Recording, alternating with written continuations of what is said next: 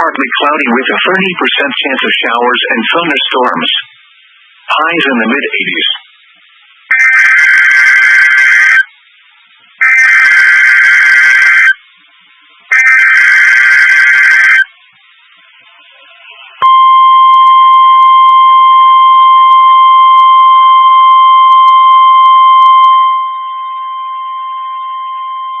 This is a test of the NOAA Weather Radio Alert System.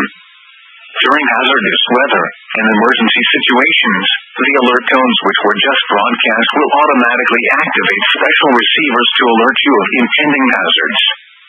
This test is normally conducted weekly around 11 a.m. If hazardous weather is imminent or occurring, the test may be canceled. To provide the most consistent warning service possible, the alert tones will only be activated for the following counties in the KDO89 listening area: in Missouri, St. Louis, Franklin, Jefferson, Lincoln, St. Charles, Warren, and the city of St. Louis. In Illinois, Madison, Monroe, and St. Clair. If your receiver was tone activated, the alert function will automatically reset after the test. This concludes our test for this week, and we will now resume normal programming. Thank you.